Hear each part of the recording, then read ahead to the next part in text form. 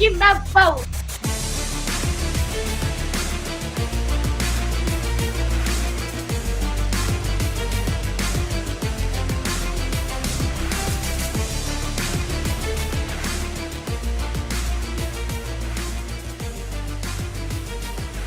Court is in session with Ryan in Sacktown on If You Don't Like That. Now, Ryan in Sacktown. Oh, must be Rhino.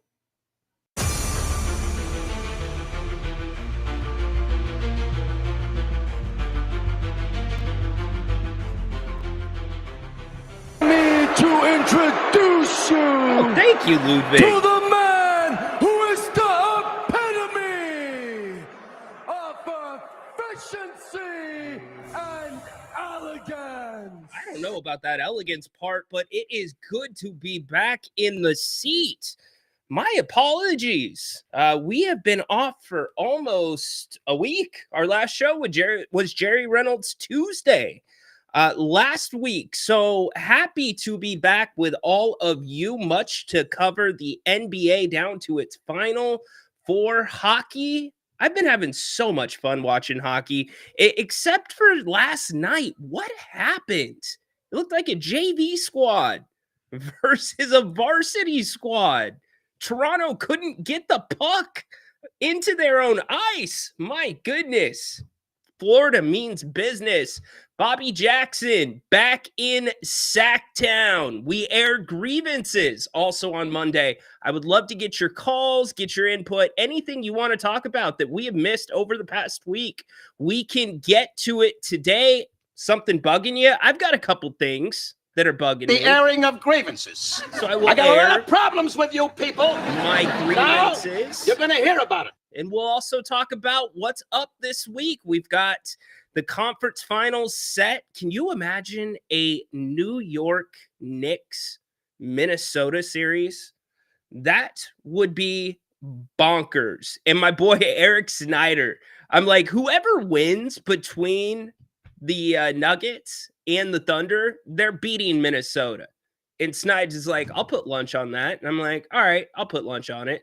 So now we've got something on that. 1-800-GAMBLER. If you got a problem, by the way. So a lot to get through. Hope you had a great weekend. I'll tune you in on why we have not had shows the last few days. Everything's all good.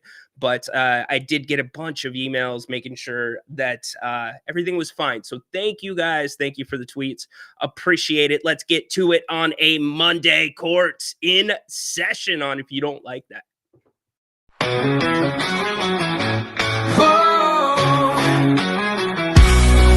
Late nights on the screen, hey, it's Grant and Ryan. We bleed purple, talking hoops, never lying. Sacramento Kings, we rise and we fall. If you don't like that, then you don't know ball. Jerry sitting with the stories of the game, spilling all the truth, driving legends insane. From the Cow Palace days to Arco's roar, this town's heart beats on the hardwood floor. If you don't like that, turn away now.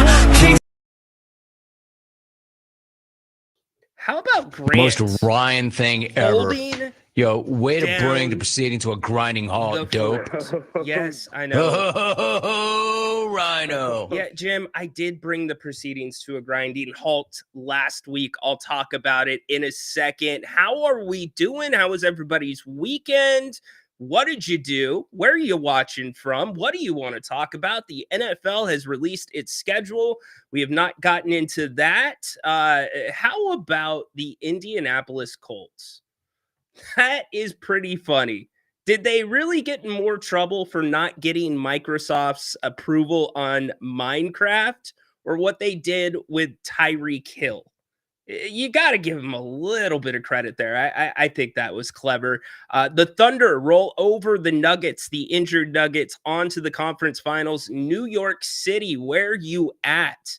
Now, Knicks fans, I'm not super proud of your act throwing trash cans at firefighters, which Tyrese Halliburton did say that he is going to fly that person out for game 4 in Indianapolis.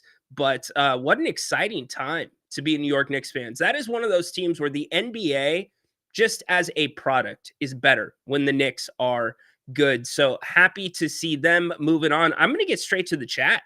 I haven't seen y'all in a minute. What do you want to talk about? Let's see. And by the way, grievances, you can air them here today. Got BJ saying hi to everybody. Chris, what's up? Rhino, I don't want the Kings to trade for Trae Young. What the hell will that do? Add another big contract and 0D. We really need to trade everyone and start over. Well, you can't exactly trade everyone. I think you have two complicated contracts, which we have talked about many times on this show. The most complicated contract easily is Zach LaVine. Now, the only person that can make that contract better is Zach LaVine. That's staying on the court. It's playing well. He stayed on the court last year for the most part, but nobody in the NBA wanted Zach LaVine. There were no takers. The Bulls were shopping him for how long? And then all of a sudden, Zach LaVine is the fresh product for De'Aaron Fox. It was a what we call a Vivek move.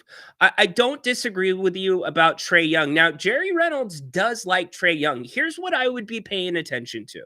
I'm paying attention to the teams like Cleveland that probably are going to have to dismantle a little bit. I'm paying attention to the Boston Celtics. Now, Drew Holiday, he makes a pretty penny. That's like $36 million.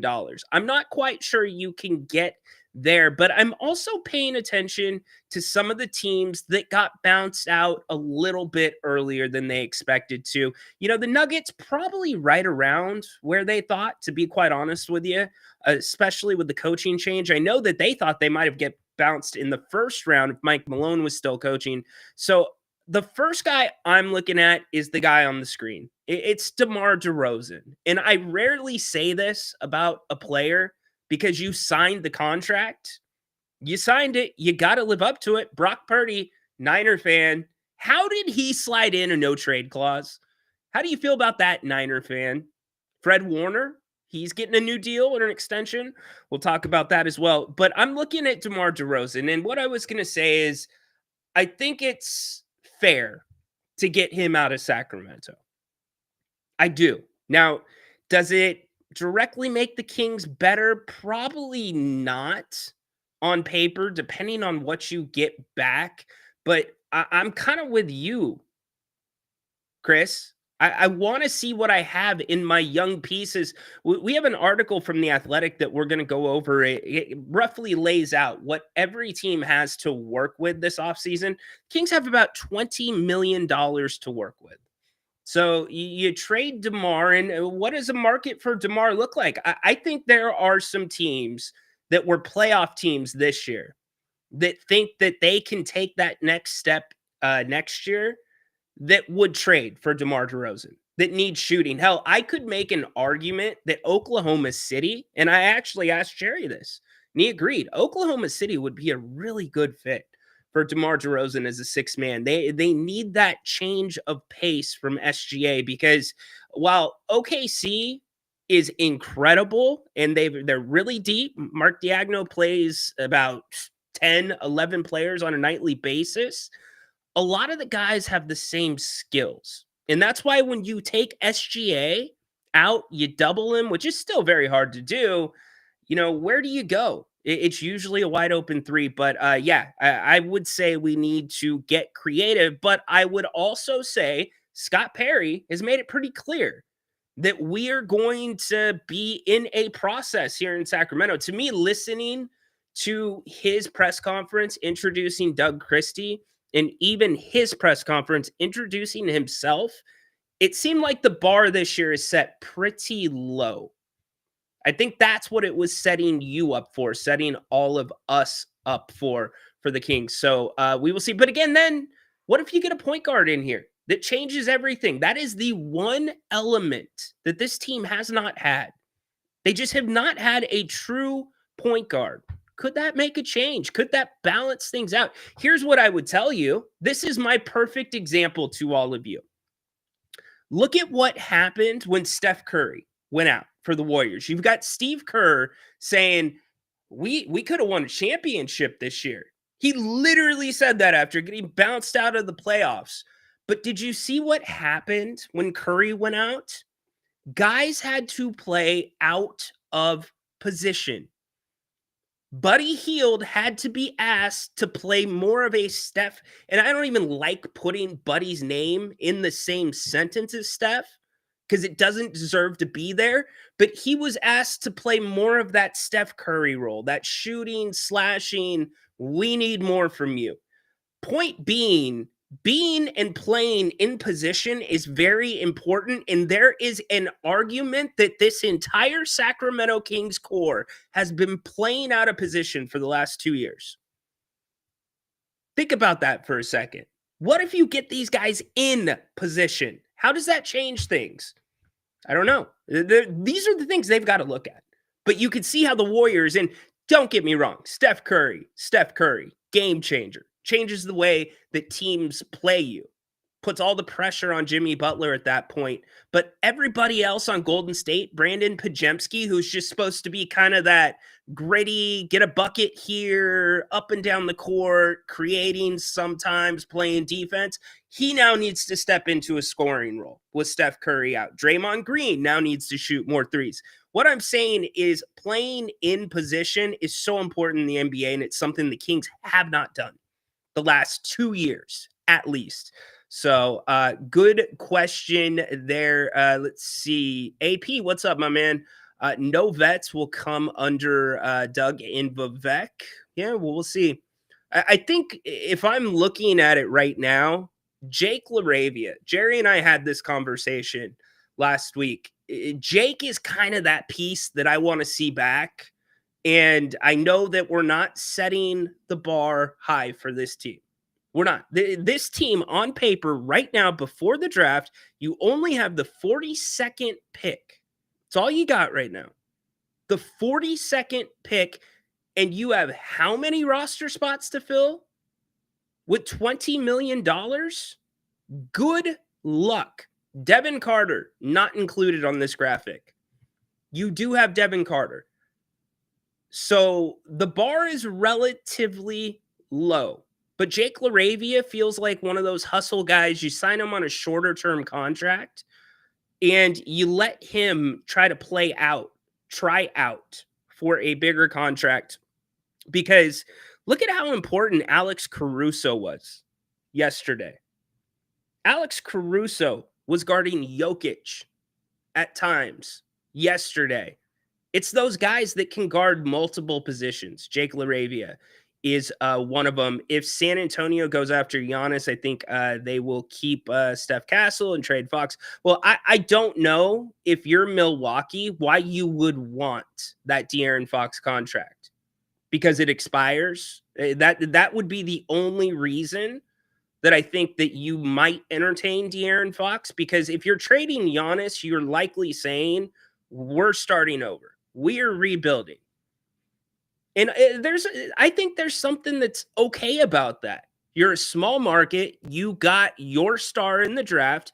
You got a championship out of it. But I would be asking for Steph Castle if you're trying to build for the future. That's just me personally. Are you saying Mike Brown doesn't know how to play players at their position? No. Well, it's a good question, Peter. Yes and no, because it's not just a Mike Brown thing. It was a roster construction thing. I think that is where the Kings failed. And you could point at the center position. I'm not going to point there. I'm going to point at the point guard position. It makes all the difference in the world. Paul hopping in, you could say Sabonis deserves to be on a contender. Yeah, you could say that. He works his tail off. You know what? Look, I could say that about any King that brings it night in, night out, regardless of what's going on with the organization, regardless of what's going on off the court. You could say that about many players. The reason I say it about DeRozan is this is the tail end of DeRozan's career. And quite frankly, it's probably the tail end of his value with this contract. And he wants to play for a championship. This is a top 30 scorer in the history of the NBA. I don't think he was exactly sold this bill of goods when he signed with Sacramento last year. In fact, we know he was not sold this bill of goods. So that's why I'm kind of more compassionate towards DeMar DeRozan in that sense. But there's also the flip side of that. That's not my biggest part of the argument. The biggest part of the argument is I think he is your most tradable piece. I think if you are going to be able to move a piece and get decent value that moves towards what this team needs, which is future assets, DeMar is probably the guy. Maybe you can swing a point guard out of it as well. I don't know. DeMar needs to be on a contender. I mean, give me your guys' take. Am I completely out of line by saying that I think DeMar deserves better? Is that a bad take? Let me know. Next season, players will force trades after season spirals, and we will get bad trades at that point. Well, you're going to see, AP, I've been talking about this for a minute. This new NBA under this CBA, you're going to see a lot more teams make quicker moves and bolder moves. The reason I said, can you imagine a New York and Minnesota finals is because of the trade that was made late in the summer. What, a week before training camp, where Towns goes to New York, Randall to Minnesota. Halfway through the season, everybody thought New York got the better part of that deal. And now that's a hell of a storyline if you're the NBA. But would this CBA teams have to have less patience? And that's why there's going to be a lot more turnover in the coaching ranks too, because you are going to be asking coaches to do more with much less. So I think you're going to see big trades at the trade deadline. I think you're going to see a lot of movement this summer. I also firmly believe that you are going to see free agency very lean again. Some guys got paid last year. Paul George got paid last year. How'd that work out? Paul George is now possibly on the trading block. Philly is looking to maybe move him to hop up into the top 3 in the draft. Nobody wants to take that on. This Boston team that just got bounced out of the playoffs, that's going to be without Tatum most likely next year, they're going to have to disassemble because of the CBA. Like I said, Cleveland, could you maybe go snag a Ty Jerome? Could you get a guy like that? But why, again, would they want to come to Sacramento? You would have to overpay. How do you free that up? We'll see. Peter hopping back in. Sports Illustrated proposed this trade. LA Lakers receive Domantas Sabonis, Devin Carter. Kings receive Austin Reeves, Rory, and Dorian Finney-Smith. I love that trade. I'm for that trade. I think that comes close to balancing you out. And I think this is the other thing it does. Think about some of the money that clears up. Well, okay. Did Austin Reeves sign his extension? Somebody do me a favor, because I don't want to Google right now in the middle of this show. What's Austin Reeves' contract look like? Put that in the chat.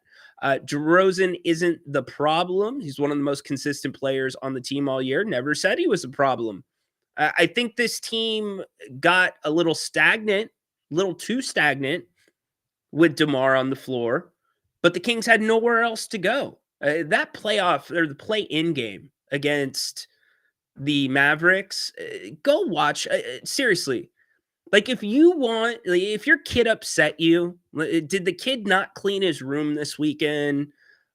Did your kid talk back to you?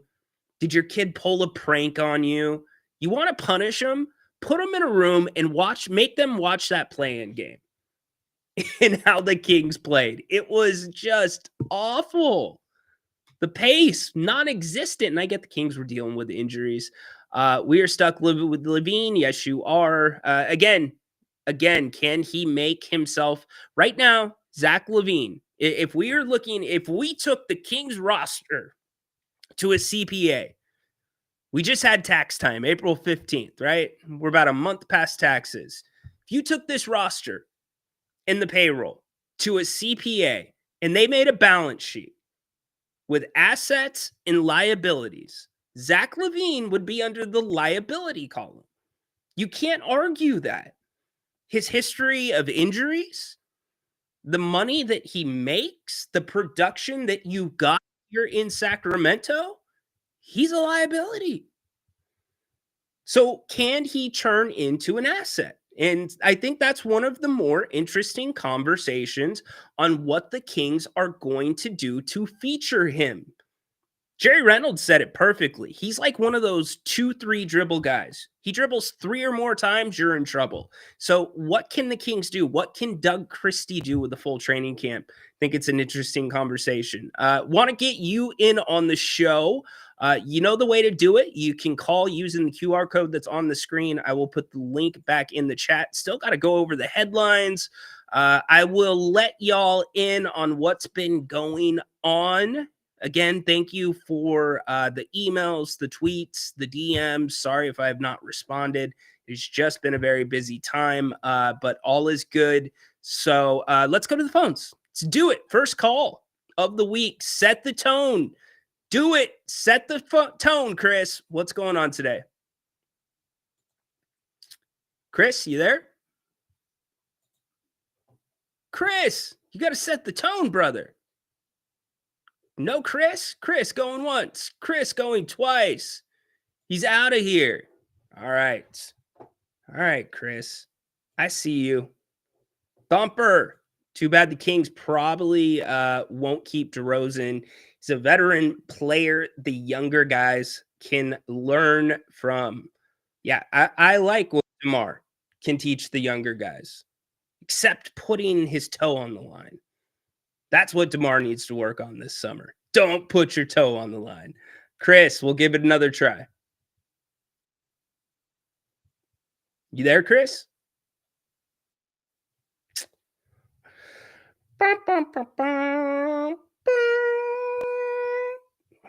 Chris, I'm trying to get you to get the week started right, man. Here we go. Looking through this, Paul George, basically a podcaster. Yeah. Okay. Some people agreeing with me.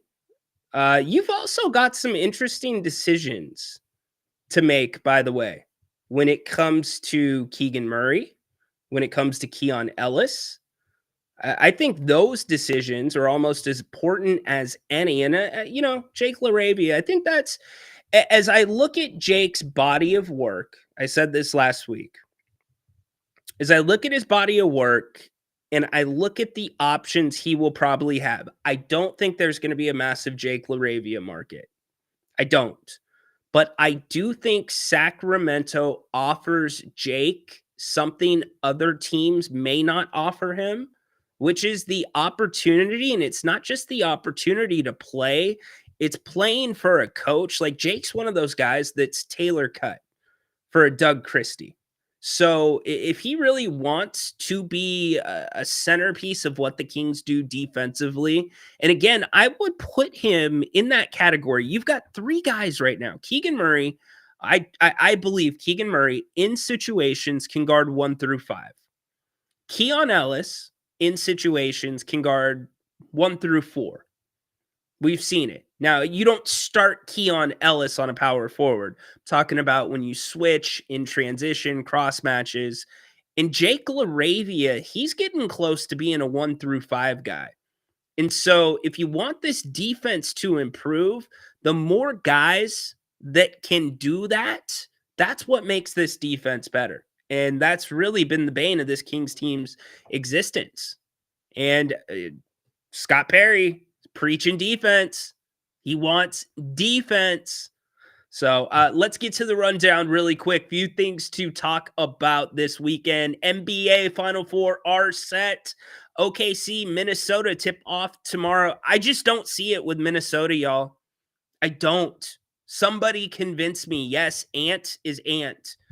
But I don't see it. Back-to-back conference finals for them, by the way. Oklahoma City. Now, conversely, they look shaky. They do look shaky. I wonder how they are going to do when they run into a very physical team. OKC's got some physicality, but what is it going to be when you're against a more experienced team? And yes, Denver is very experienced. They are champions. Denver was also very injured. Michael Porter Jr. could not lift his shoulder above his head. Aaron Gordon playing with a grade 2 hamstring. So I expect OKC to come out of this series and go to the NBA Finals. Minnesota, I'm not sold. It's some nights they're there, some nights they're not. Sell me. Somebody tell me why I am wrong on Minnesota. I would love to know. After the game yesterday, SGA saying he's the MVP. Western Conference Finals. How does that sound to you? I can't hear you, sorry. Western Conference Finals. How does that sound to you? Yeah, it feels good. Obviously, our ultimate goal isn't just the Western Conference Finals. You got to go through there to get there. Yeah, we put it together tonight, and we got there. We got 4 more games to go get against a really good team in the Timberwolves, and that's what we're focused on. It was a 1-point game with about 3 minutes to go in the second quarter. Just what changed for you guys after that? Yeah, we didn't get discouraged with our shots not falling, the game not going our way, missing some chippies. We kept playing, kept trusting each other, and we picked up the pressure defensively. When you guys came out of the locker room, it just looked like they were not able to run with you guys. Just how were you able to exploit that? Yeah, we wanted to keep the pressure. Pressure was the main thing coming out of half. In this series, we haven't been great in the third quarter, and we know that. This is the biggest third quarter of our lives this far, and we wanted to make that an emphasis and come out strong, and we did so. J-Dub said that he was coming into this game with a completely new attitude. Just what did you like about the way he bounced back today? Yeah, obviously, Dub didn't have his best series. The same thing happened last year, and the reason why we advanced is because he got better as a basketball player, mentally and physically. And you guys saw tonight how he bounced back after this game 6. But we all expected it. We know what type of player he is. We know the type of work he puts in. And we know where his head's at. And he's the reason why we're as good as a team as we are. And you guys call him Unk. Where is he? You guys call him Unk, but he's just 31 years old. But just describe the impact that he had today, just defending Nikola Jokic, giving up about, 150 pounds? Yeah, he's special. His hands, his smarts. He knows whatever you're supposed to do on our defense and their offense at all times. And that's why he's a really good defensive player.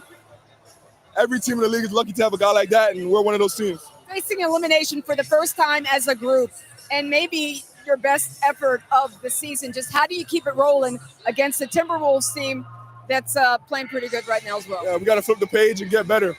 Every night's an opportunity to learn and get better, and we're going to do so, no matter what the outcome is. Good luck the rest of the way. We'll see you on Tuesday. You know who this is? The MVP.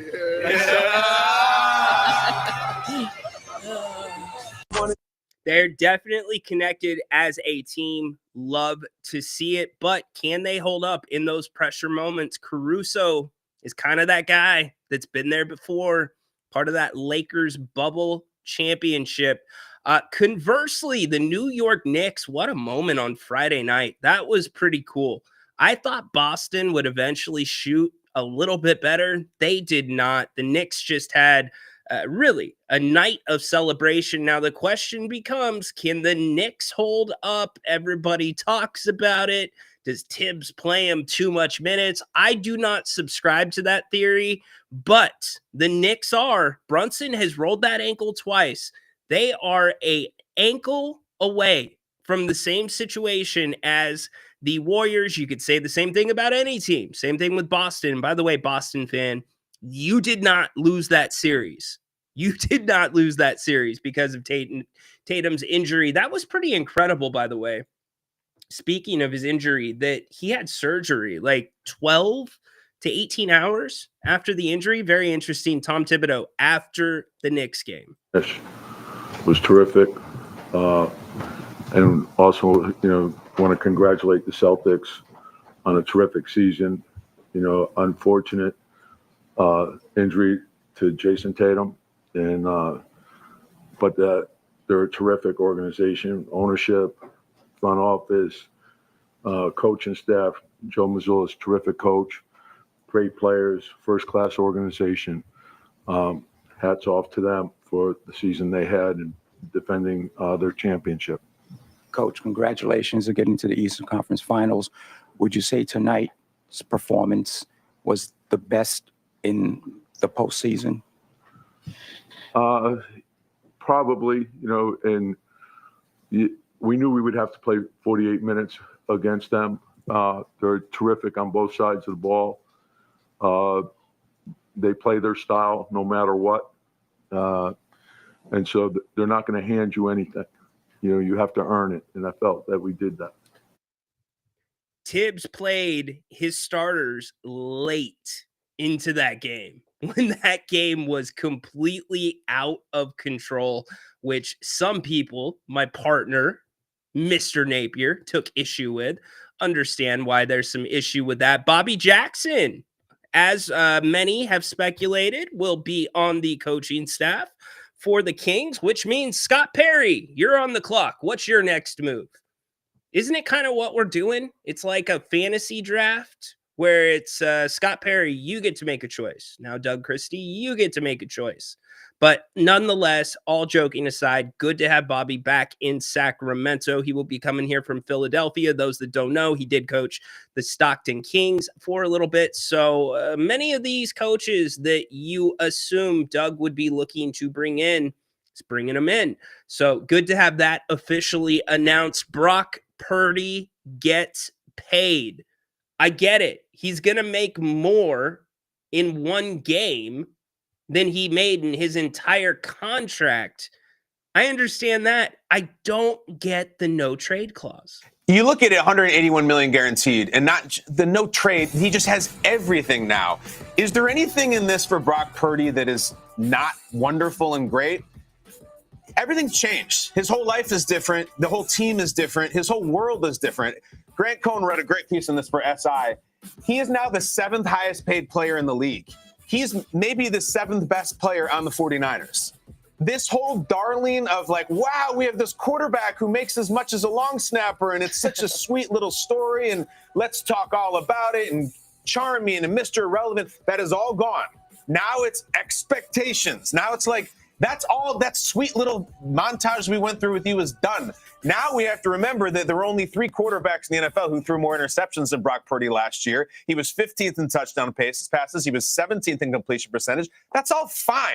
It's like a car that's just sort of decent and gets you from here to there, but you don't care because the car's free. You just have to make insurance payments. That's it.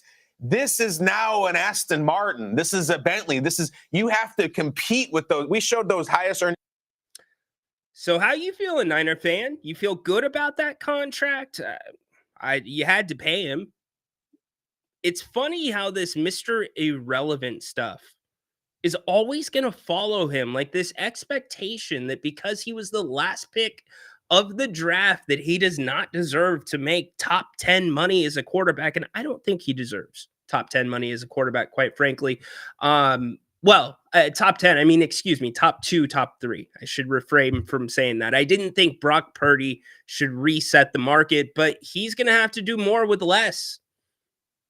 Is Brandon Ayuk going to do anything different? Is he going to actually be in shape this year? Will he be able to get on the field? So it is now Brock's team. I'm glad. You know what would have been heartbreaking? If something would have happened to Brock before he was able to get paid. That would have been rough. And he had that bad elbow injury in the NFC Championship game, which ended up having the Niners lose. But pressure of the world on the San Francisco 49ers on how they turn this thing around because they do not have all the money to play with anymore. Scottie Scheffler wins the PGA Championship Fun Tournament. It's almost like, and it's not really a grievance, but like, are they prepping and walking through these things? Like, hey, if you win the tournament, we're going to have a camera shoved up in your wife and your kid's face, and we're going to follow you around until you get to the clubhouse. Like it used to be like special, like, oh, what a moment, right? Like Tiger hugging Earl. And then I will say this, the Tiger and Charlie one at the Masters a few years back, best moment I've ever seen in golf. But now it's like getting a little bit, Anyways, love Scotty. Love that he finally has another major besides the Masters. So congratulations to Scottie Scheffler. And I got to be honest with you, it's pretty crazy. You say this guy's name. Say his name and he appears. I was watching the PGA Championship, and at the trophy presentation, you've got the guy that's standing right there getting ready to get interviewed. They're in Joe Hendry colors, and every other member of the PGA has their back to the camera. And then all of a sudden at once, they turn around and do the Joe Hendry. Say his name and he appears. Apparently, Joe Hendry took notice of it too because he retweeted it and he responded to it. So I've had a ton of wrestling fans hitting me up over the last 24 hours. All you got to do, guys, if you want Joe Hendry to respond, say his name and he appears. You don't even have to say it. Just pen it out, and he'll probably appear in your timeline as well. NFL schedule release, a lot to talk about there. Strength of schedule. How about that? Strength of schedule. Niners. They had one of the hardest strengths of schedule last year. They go to the last strength of schedule. So a lot going on. Grievances. I'll give you an update on what's been going on. I know a lot of you have been asking. We should be here for shows all week long. I do apologize for not. Okay. Let's break this down really quick. Last week, it was a scheduled absence. Or excuse me, the week before last. Scheduled absence. I had to go out of town. It was a quick trip. All right. This last week was not scheduled. So we'll get into it in a second. Incredible. You know what, Adam? I knew you'd like that. Adam. Dude, say his name and he appears. Are you safe right now, man? The tornadoes that are running through the Midwest, in the middle of America, even the East Coast, are terrible. Like, I don't know what else to say. One of my friends, you guys know, I went to visit a bunch of my guys in Wisconsin this last summer. There were double tornadoes that ran through a couple of towns or a couple of counties before his this past week. Holy crap, there's a lot going on. So if any of you, I know Adam is in Texas, so I hope y'all are staying safe. Tristan, Brock makes more than Hurts, Mahomes, and Lamar Jackson. Finally, he's getting recognition he deserves. Well, okay. What are we going to put the over under? Like time-wise? Is it going to be 8 games? Is it going to be 9 games before Niner fan changes their tune about Brock Purdy?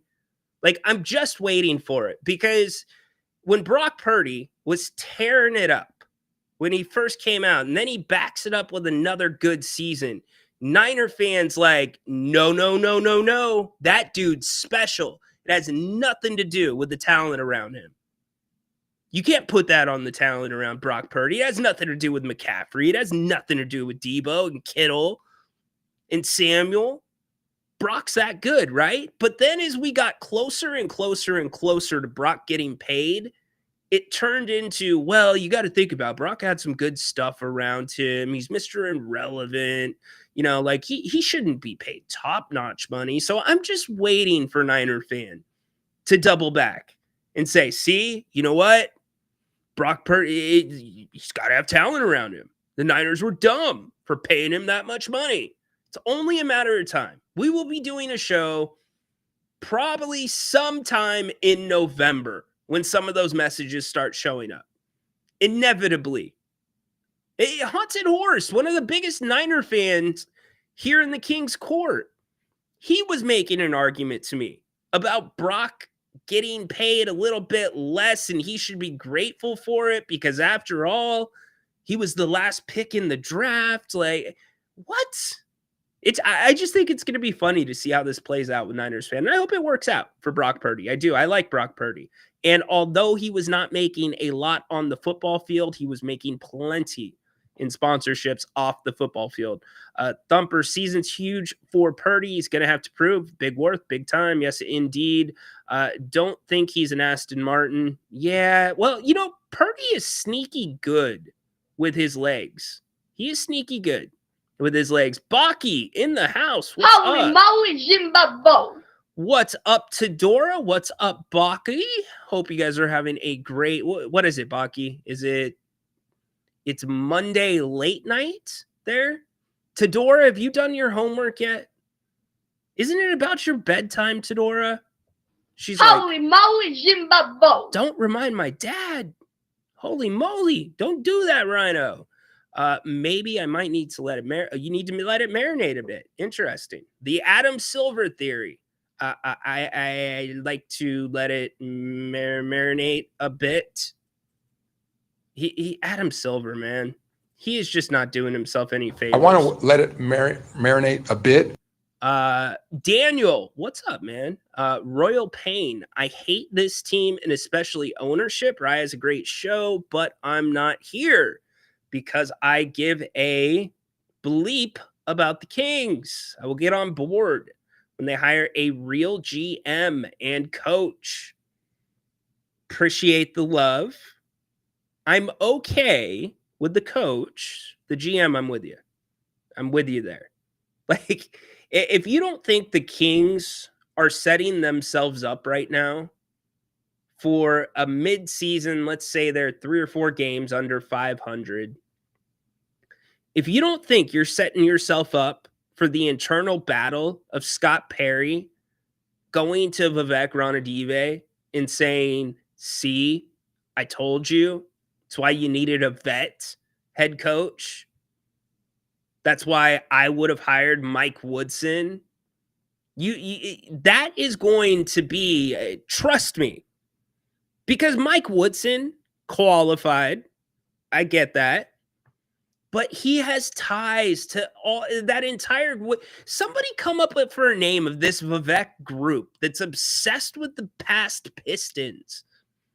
Like, I don't know what to call it, but they all have ties, right? Mike Woodson has a tie there too. He won his championship as an assistant with the Pistons when Scott Perry was there. Alvin Gentry, obviously. It's just weird. So the second Doug starts tumbling or stumbling, you know Scott Perry, who took the job being told Doug Christie is going to be the coach, you know Scott Perry had autonomy. And this is an assumption. This is nothing that I'm reporting. But you know the autonomy was on Scott Perry to choose the associate head coach. It only makes sense, right? If you're the GM coming in and you don't get to choose your head coach, you better get to choose the guy behind the head coach, especially with a team that's looking at an uphill climb this year. And by the way, Daniel, the sentiment that you're sharing is something that I am hearing across the board from a lot of Kings fans. Kings fans that have been season ticket holders, not so much about, oh, you have a great show, but just being fed up with it. It's going to be a very interesting thing to watch this year. Sacramento King, Caitlin Clark. You want Caitlin Clark as a King?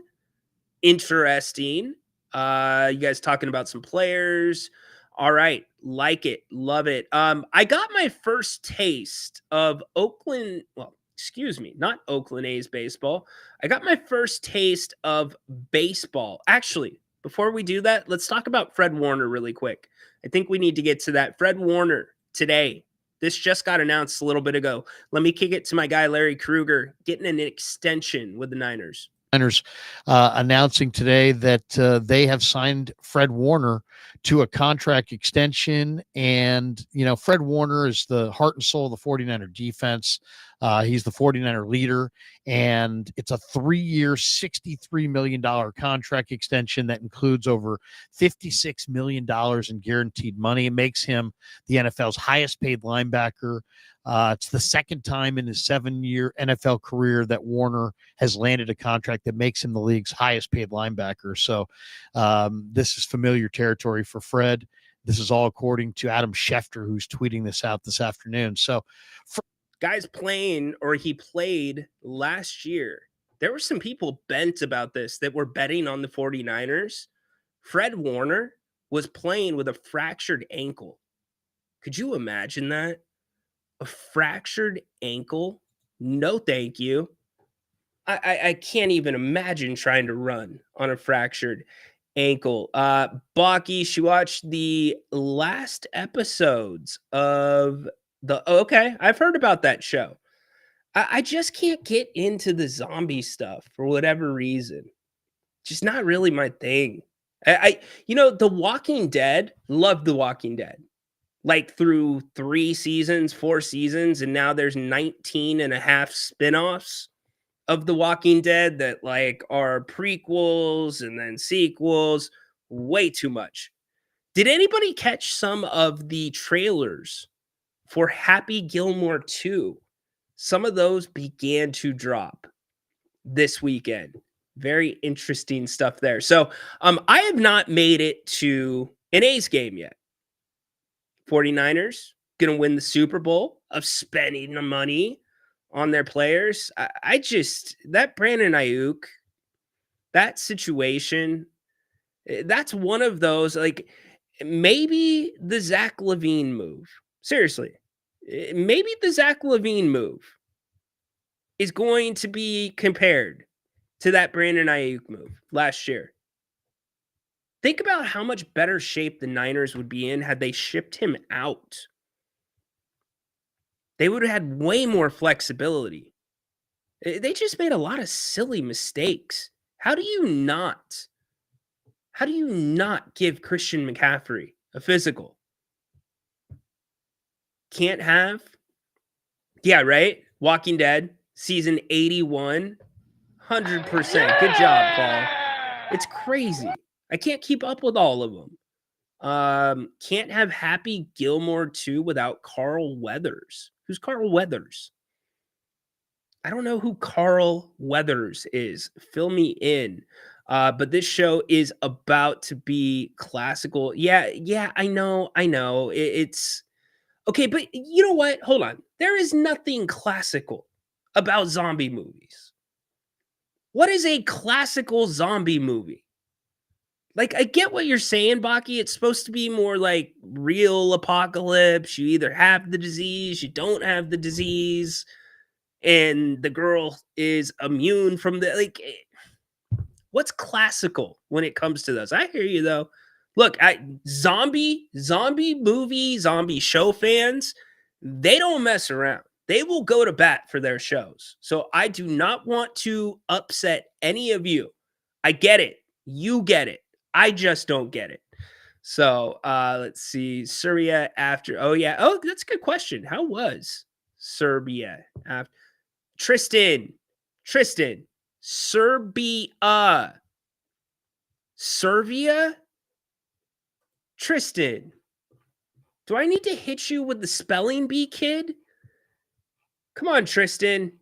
Wake up now, Tristan. Serbia. Tristan, pay attention. Yeah, come on, Tristan. Come on. Night of the Living Dead. Yeah, I'm just not with it. Okay, so back to what I was saying. I wanted to touch on this really quick. So, really controversial guy. I get that. I get it. If you follow baseball and fandom, in fact, this guy was in the news not too long ago. Zach Campbell.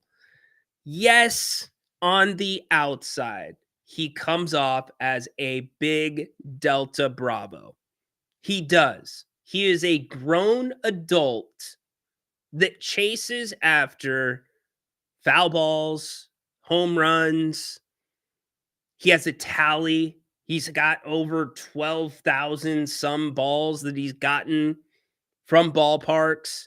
He has a streak going of getting at least one ball at every game he attends. It's like the streak's like in the 6,000s. So, yes, to see a grown adult, number one, who brings a glove. You know what, Zach? Okay, Zach, you know what? I'm sorry, dude. I wasn't going to make you part of this, but I am now. The airing of grievances. I got a lot of problems with you people. Now, you're going to hear about it. Okay, adults who bring baseball gloves to baseball games, that's a no-no. Like, I've got a problem with that. Why are you bringing a glove to the game? There might be a very small exception. You know what? I will cut you this exception. If you are going with a young child or somebody that might not always be paying attention, and you're bringing that glove to make sure that you stop that baseball if it's coming off the bat and headed your way, I'm okay with that. But if you're an adult that's bringing a glove, that's trying to play catch with the players on the field, it's trying to catch a foul ball, running through the stands to try to get to one, I got to air my grievance there. That's a little bit weird to me. So, Zach, that's weird, bro. Anyways, Zach visited Sutter Health Park. I have not been there since the A's moved in. I have seen that attendance has not been very good. I've been a little bit interested, though. I've been kind of wondering what the vibe is like at Sutter Health Park when the A's play. Just so happens, and by the way, Zach Campbell, I want to give you both sides. He's done a lot for baseball charity, too. He caught A-Rod's 3,000th hit, which was a home run. And he ended up getting the Yankees to donate, I believe it was like $250,000 to a kids charity that encourages them to play baseball, inner city youth, etc. So dude does some good things. With most of the balls he gives back to other people, it's just his process of going after the balls. He interfered with one a couple of weeks ago, which you probably saw on TV. But dude's like running through kids, jumping over bleachers. It's insane. But anyways, I digress. Zach Campbell came to Sacramento to check out Sutter Health Park. OJ brought the wrong glove to baseball games. It's a complete crap. Wow. Proud of yourself, AP? Yeah! Proud of yourself, AP? You know, AP, I drove by OJ's mansion 2 weeks ago out in the middle of the Nevada desert. Quite the mansion. A lot of fencing. Really high fencing, too. Why would somebody have a tower that overlooks their entire mansion? That was interesting. But literally, though, his prison, middle of nowhere. In fact, I had to stop and charge there. It's Lovelace, Nevada. That's exactly where it was at. So I had a good shot of OJ's mansion. Oh, man, the juice. Anyway, Zach Campbell came to Sacramento, and he filmed one of his videos here in Sacramento. Here on the left, by the way, is what tickets are selling for tonight's game. $22, $22, $23, $25. Check out the first. I sent this to Grant too, and I don't think it like resonated with him. I think he was more hyper focused on the Hampel part of it, but it looks so sad for a major league park. And if you go look at George Steinbrenner Field where the Rays are playing, it looks so much better than what the A's and Vivek are doing here in Sacktown. Here, I'm going to play some of this video. Just check it out for yourself. Oh, hey, everybody. Zach Campbell with you here in West Sacramento, California at Sutter Health Park, the temporary home of, well, not the Oakland Athletics. They're just the Athletics at the moment. They're playing here for 3 seasons before supposedly moving to Las Vegas. So right now, this officially counts as a Major League Stadium. So it's my 66th different stadium, and I'm so excited to be here. Just got dropped off in my Uber, so I'm checking this place out for myself, and I'm excited to share it with you guys. I'm gonna wander over to the home plate gate. They're gonna be opening up soon for batting practice. Hopefully, many baseballs to be caught. And other than that, let's do it.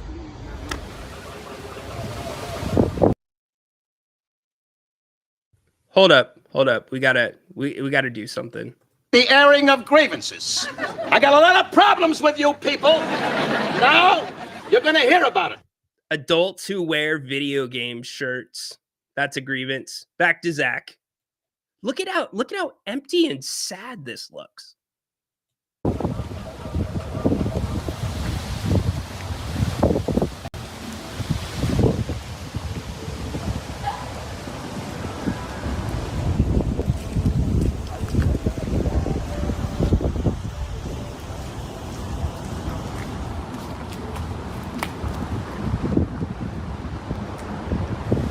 I think the only person there. Look at it. You can't make this up.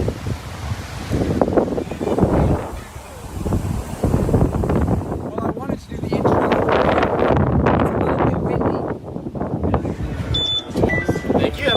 Enjoy the game, you guys. Thank you. All right. There's more people at Rivercats games.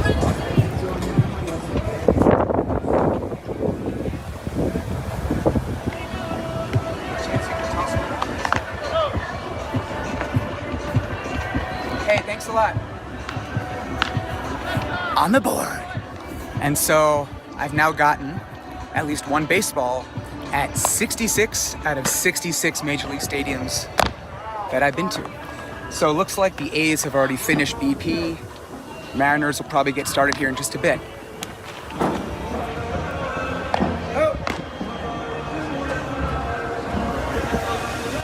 Thank you.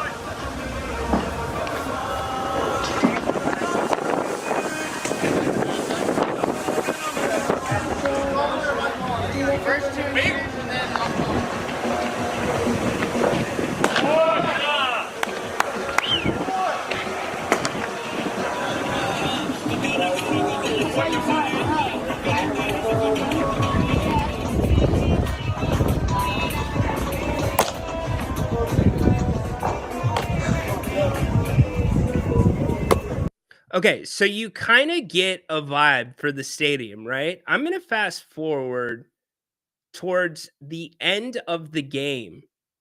Check this out. It's a tied game. It's going into extra innings. People are leaving. For the seventh. And guess what?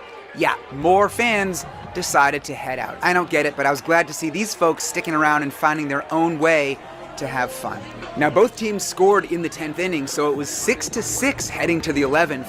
And I just gotta show Dustin Hughes right here being a man of the people and hooking up so many fans with baseballs. But okay, while I keep showing you this, I gotta tell you about the game itself, because it was still tied in the bottom of the 11th. The A's had a runner on third with one out, and then this happened. Empty.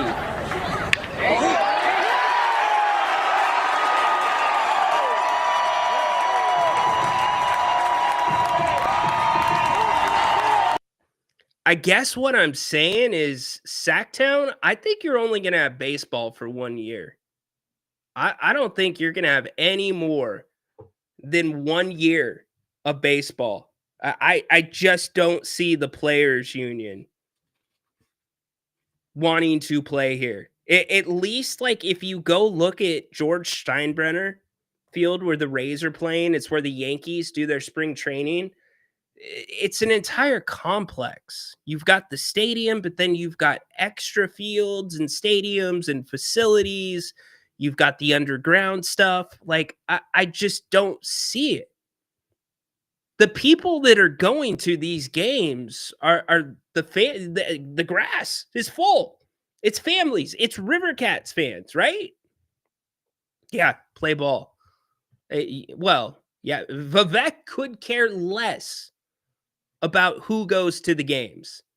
You know what Vivek cares about? Full hotel rooms at the Sawyer. That's what Vivek's worried about. But people are leaving in the middle of the game? Extra innings? Here to start us off with our 2 favorite words is the King's owner and chairman, Vivek Rodriguez. Take it away.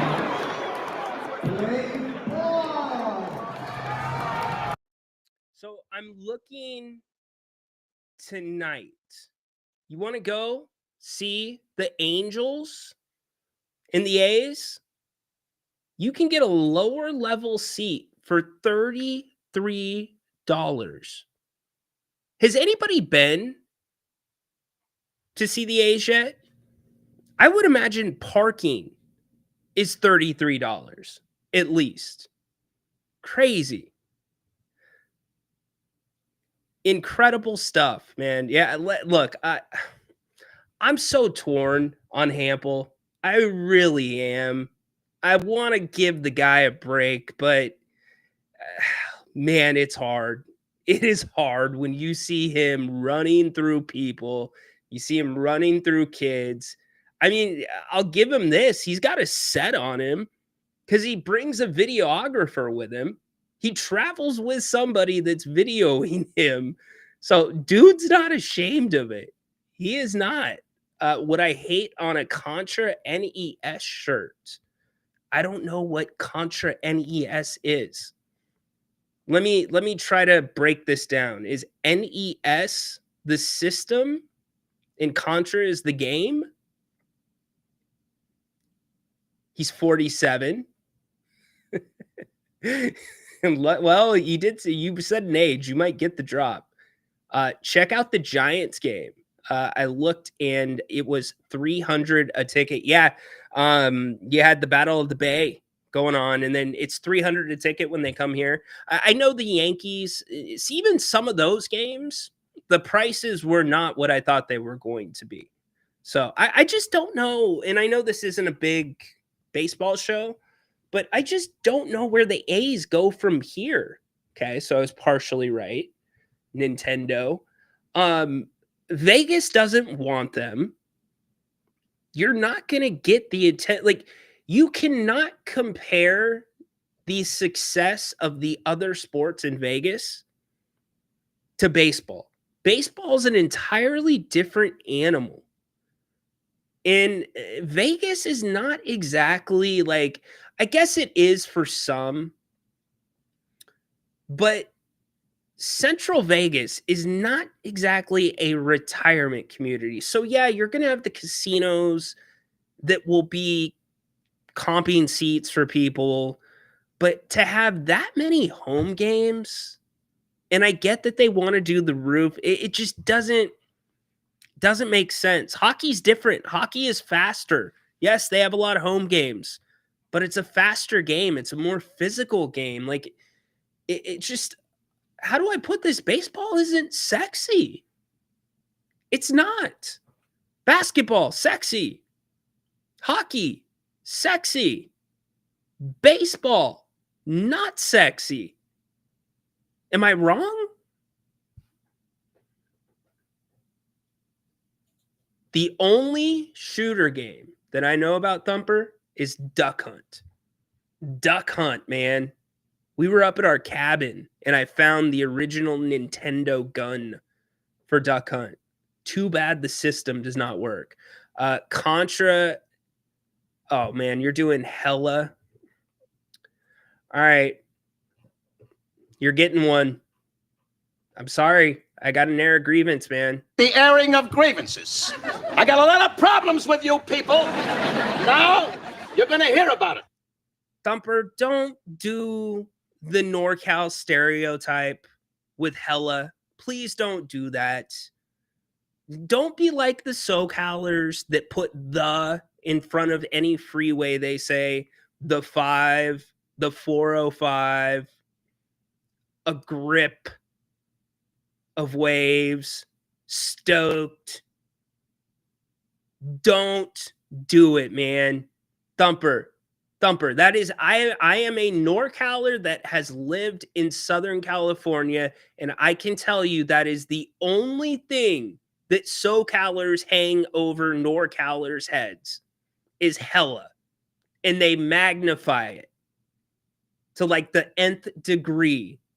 So do not hella me on this show. Please do not hella me on this show. Exactly. The game isn't fast enough or enough scoring for Vegas. It's just not. Even with hockey, the way that they have turned the presentation in between the game and before the game into a spectacle with the Golden Knights, like, that's Vegas. It's flashy. It's high flying. I mean, the Vegas Aces, the WNBA team, predominantly plays below the rim, and they have had great success. Basketball is sexy.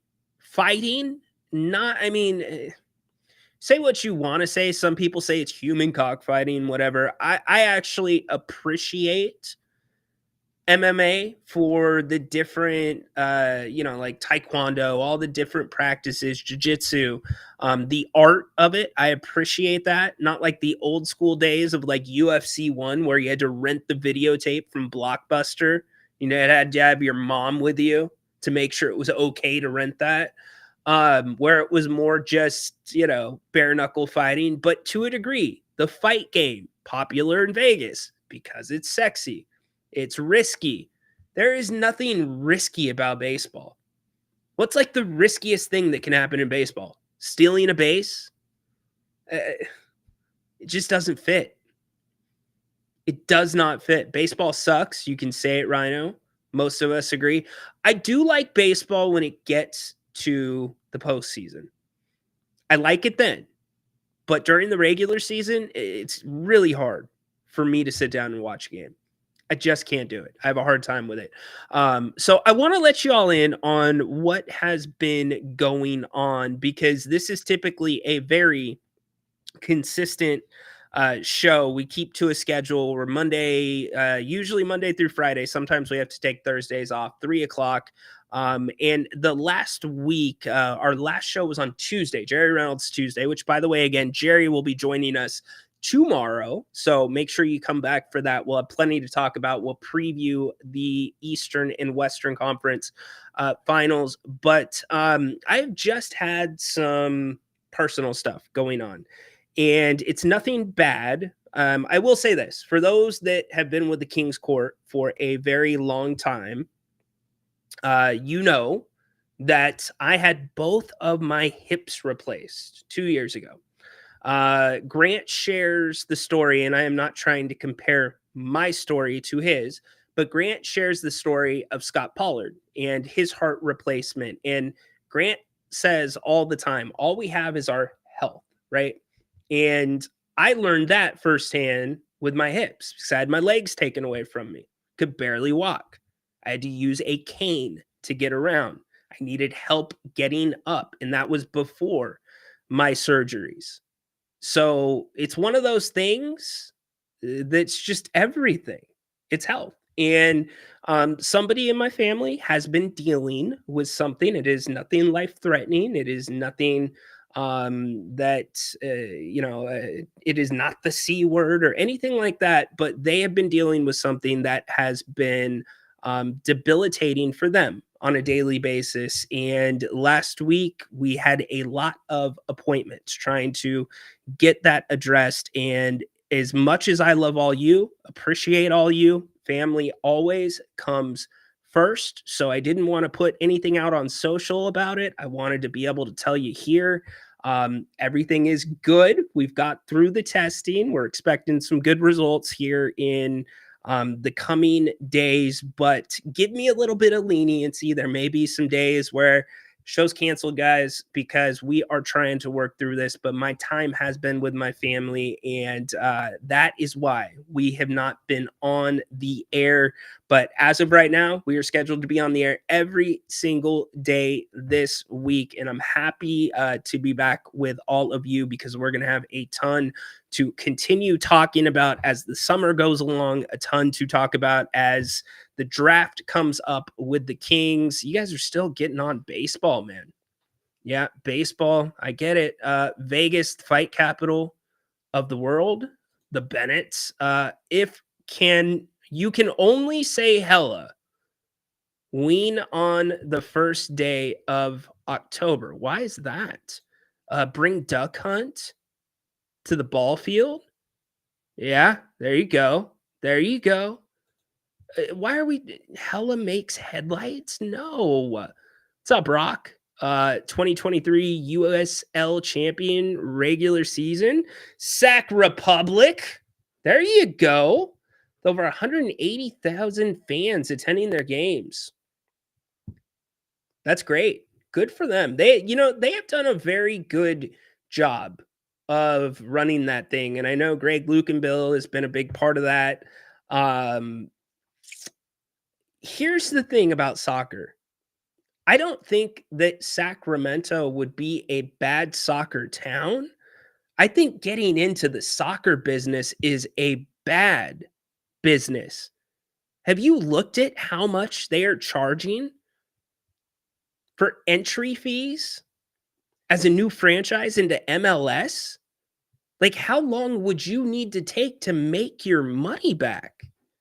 Like, I just think it's a terrible investment. I don't get it. Like, who the hell is MLS? Like, do they think they're the next NFL? Because if they do, they are certainly mistaken. I mean, hold on. What is the current entry fee? What is the new franchise fee in MLS? $500 million. The most recent franchise fee, $500 million. This was paid by ownership group for the San Diego FC, which joined the league in 2023 and will begin play in 2025. The fee is an MLS record, significantly higher than previous expansion fees, which are still crazy. $325 million that Charlotte paid in 2019? Like, what is MLS even worth as a league? What is the average value? Sorry, we're doing this live. I am now going down a rabbit hole. Average value of an MLS franchise. And I get LA Galaxy, those teams are going to be worth more. Okay, the average value of an MLS franchise is currently estimated at $690 million. How the hell do you make your money back? Cool. You'll have fans. You'll have another sport here. You'll never make your money back. You can't do it. I still don't get Baki's joke. Is that on me? You guys are getting it. I don't know. Baseball is an old sport, had little to no innovation. They're trying, man. Thank you guys. Appreciate the love. All is good. All is good. It's just, you got to take care of certain things first. And that was exactly where my attention was at. Thought you got the other one done. No. I had both hips done within 3 months of each other. 3 months of each other. In fact, I wanted to have both of them done at the same time, but then you have to go to a nursing home. And have you seen nursing homes? I don't want to go to a nursing home. They serve like prison food at nursing homes. Yeah, don't want to do that. Appreciate all the well wishes. Yeah, it's just the reason I wanted to share it with all of you is simple. Like, it can be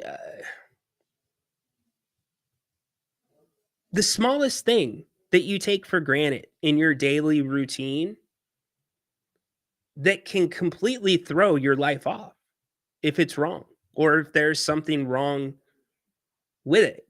And again, health, it's everything. It's absolutely everything. I watched it with myself. I've watched it in this situation. And I don't wish it on anybody, even my worst enemies. So take it for granted, or don't take it for granted. Do something nice for somebody else. But thanks for all the love. And I will always shoot you guys straight. You guys are the best and most knowledgeable fans in the association. You guys are the OG King's Quarters. So everything is an open book for the most part here. And I appreciate the amount of love that y'all sent and concern. I appreciate that. So thank you. The last day of October, it was a joke. Oh, okay. I don't get it. I'm not flowing with it. Yeah. You better have a major star on your soccer team, right? There's just no way. $690 million. Yeah, I was, Cody. I was. It was time. And it wasn't anything that Pete had done in particular. It was just time for a new phase. It had played itself through. You got your championship. You should have had two. I think the Raiders, it's a great move for them. Pete is just he's such a motivator. He's one of those guys. I talk about Mason Jones and the energy that Mace has, where you can only meet him at that level. That's Pete Carroll. And he's got a good sense of humor too. A great sense of humor. So now where the Seahawks are headed, I don't know, but I was okay with it then. They've been trying to push soccer down our throats 30 plus years. Yeah, We'll see. My buddy is having problems with your accent. Baco, right? Oh, got it. My buddy is having both hips replaced soon, and he has a YouTube channel as well. Good for him. Glad he's getting it done. It's incredible what they can do. In fact, when some of you, John Finch, the OGs from the Listen App show, I was talking with Grant, and I was like, yeah, Grant, I got some weird news that they think I'm going to have my hip replaced. And Grant's like, what? And all the guys on the channel, they're like, really? And I'm like, and I'm kind of like, yeah, that's what they said. I'm like, why do I need to have my hip replaced? And then it went to, you need to have both hips replaced. And so I'm thinking like, all right, does that mean I'm going to be in the hospital for a week? Like, I'm thinking this major operation, because I believe my grandma, she had a knee and a hip. And I remember that was a big deal. And I start doing the due diligence, and I meet with the surgeon, and he's like, oh, no, it's an outpatient. We'll have you out that day. And I'm like, are you serious? He's like, yeah, we're going to have you walking within an hour of your surgery. I'm like, what? And so you're not like walking out like, hey, let's go hit the club. You're using a walker, but you're able to take steps. It is so incredible how quick that procedure is, for as major as it sounds. Now, here is my biggest grievance. And I've shared this one before. This is airport related. Now, the Stockton Kings, they're super cool about it. They know that I've got a couple of metal hips. The airing of grievances. I got a lot of problems with you people. TSA. Now, you're going to hear about it. Not so much. Like TSA, every time I have to go through TSA and you got to do this thing and you go through the body scanner, I give them a heads up. I've got 2 metal hips. Just letting you know. 2 metal hips. Can't take them off. Just giving you a heads up. Sometimes they get way too handsy. Way too handsy. Even if it's with the back of their hands. And, you know, that's, you know what? You guys always joke about me joining the club. I've joined that club before getting on the flight because of TSA and all that. But Mark, I hope your friend's surgeries go well. Tell him to do the bilateral approach on the hips. That is, the other thing too is the anesthetic, whatever they do, they did a different one for me because I don't respond well to general. It was incredible. I woke up like it was the best nap of my life. Had no side effects from it. So we're going sideways. We're going medical. We're getting off the tracks. Dennis the Menace is in the house. Raider Nation here. Pete is getting us headed in the right direction. Schedule could have been better, though. Look, I absolutely love the Ashton Genty pickup for you. I think that is a great pickup because when you look at what Pete does, you've got to have a good running game. And Ashton Genty is much different than Marshawn Lynch, but I think he is going to have great success in the NFL. I've gotten the pleasure of watching him a little bit closer because he's a Boise State guy. He runs with power, and that is where it starts with a Pete Carroll offense. Now, also understand this. A Pete Carroll offense isn't actually super explosive. It's a little bit more conservative, but they pick out the little niches, the holes in the zones. They know exactly where they're at, and they create those spaces. A lot of those over-the-top throws that you remember Russell Wilson being so great at. I like Pete Carroll in Las Vegas. Raider fan seems pretty happy about it. I think it was a good move. Yeah, Raiders will get some nice wins this season. For sure. Rhino needs to correct the Grant line comment. If you had a doctor in Texas, your chances of living are great compared to doctors in California.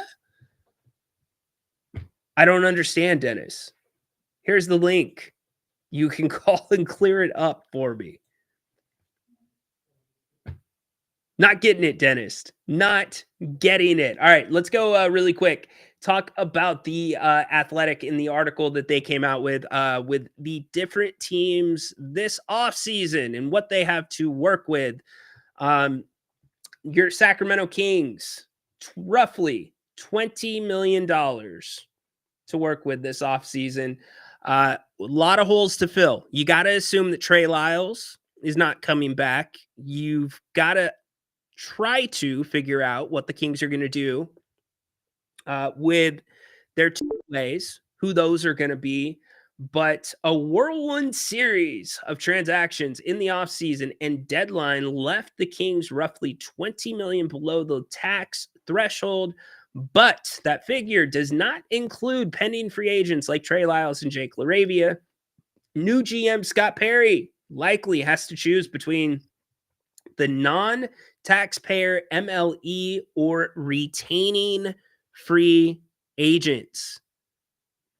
It's an interesting line there. If you don't know what the non-taxpayer MLE is, that means if you are under last year's MLE, correct me if I'm wrong, was around, it was either 12.3 or 12.9. You get that to sign up. That can be the contract for the year for a player. I'm not so sure that you couldn't retain. Well, that's where it comes down to, you know what? Keegan's already said he wants to pursue or at least start extension talks. We know about the Keon option. It's a team option, but there are consequences if the Kings pick that option up. I don't remember what they are off the top of my head. I will let you know about them tomorrow. So you think about those two situations, it's clear a trade needs to be made. Has to be made. And I think that's where it starts with DeMar DeRozan. All right, looks like Dennis is going to clear this up for us. Yes, he is. Dennis the Menace in the house. What's up, dude? Yo. What's up? How's it going? Hope everything's going okay with you and Pam. Yeah, I missed you on a show or two. Yeah, everything's good. I appreciate the love. Good. So yeah, I remember Grant made the comment about like a 1.8% chance of being a top pick, and he said, Dennis, but your doctor came to you. He had 1.8 chance of living. How would you know? And I was like, yeah, you're right, Grant. I just wish I had a doctor in Texas and California. Jeez. Because they got the 1 and 2 pick. All right, I got you. Well played. So I got to clear that up with Grant. Dennis is airing the airing of grievances. I got a lot of problems with you people. First and second pick, Rhino. Oh, it's incredible. It's incredible. It's amazing. Well, it's a, you know what it is? You know that gif of the two monks and one of them is just continually kicking the other person in a certain area? Yes, I got that visibility, right? Yes. Okay. That's how Kings fans feel. Well, that's exactly how you feel because you're looking at the Western Conference and you're like, okay, well, the Mavs, they might be taking a step back. Maybe this doesn't work with Anthony Davis. The Spurs, maybe we have another year, right, to hold them off. No, you don't. Nope. You sure? Yeah. Not no more. Right. So pain. It's just pain right now for Kings fans. It's like, man, like really, you can really kick us when we're down. So Yep. No doubt, brother. Any thoughts on Bobby Jackson? Oh, I love Bobby. I remember Bobby from back in the day. Bobby's tremendous. I mean, he amplifies like our brand, what we want here, what we're trying to do. And I can't wait to, see what he does and the rest of the staff. So, like, we have a lot of work to do.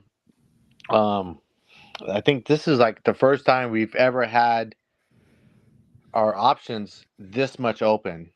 I mean, the pick is already, conveyed to Atlanta.